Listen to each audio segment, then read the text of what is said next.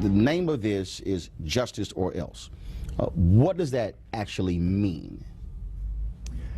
The prophets of God, whenever they came to an errant nation, they represented justice. In their preaching was guidance and warning, and in that warning was a threat. And so the Bible history, the Quranic history, the history of the nations is that they always accompanied that message the threat. Justice or else means what?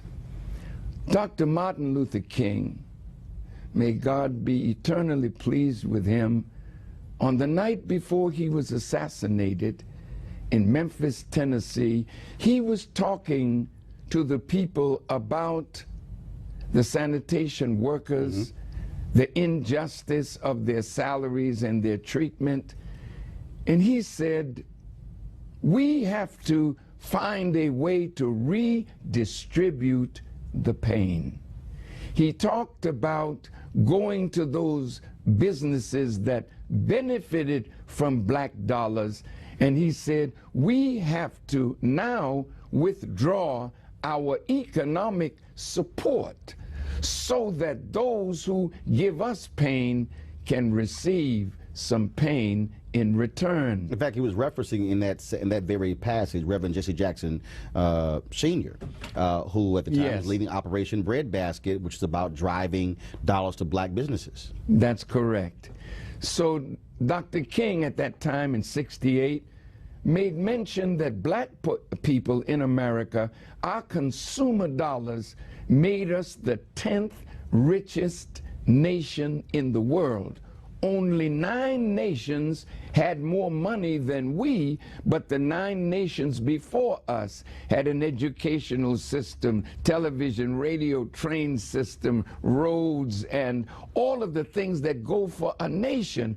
But here we are with more money than they, with no institutions to show what that money could do for us. So Dr. King said, we'll withdraw our economic support.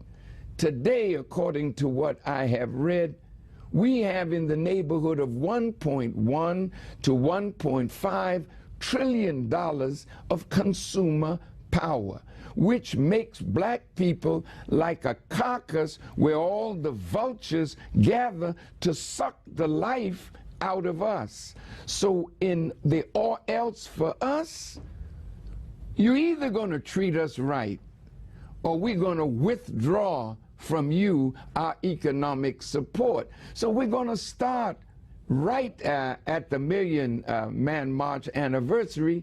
We intend to boycott Christmas, but not Jesus. We think that they have taken advantage of us and our consumer dollars by materializing the respect and honor of Jesus and making it a bonanza for white business. So on Black Friday, we won't be there. And in fact, last year, it started, and Black Friday sales were down. Folks tried to say that was because of online purchasing, things along those lines. But there were a number of African Americans who chose not to spend dollars on the Friday after Thanksgiving. We choose not to spend dollars on Black Friday, Black Saturday, Black Sunday, Black Monday. We are not going to spend our money for the rest of that year with those companies that we have traditionally spent our money on.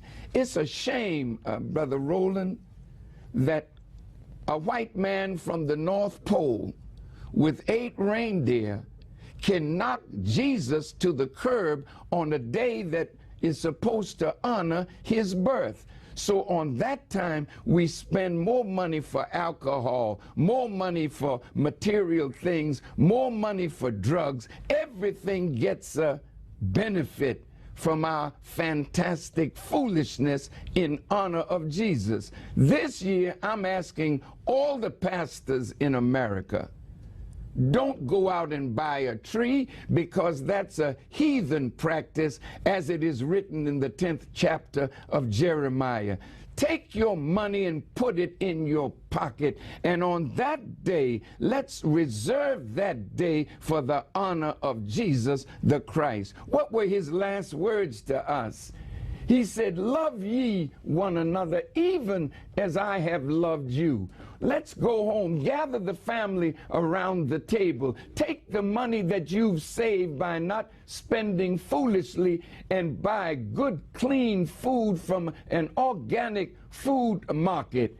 Learn how to shop with your own black brother and sister, and when they feel the pain of our withdrawal of our economic power from them, then we can talk about real change in America that has not happened.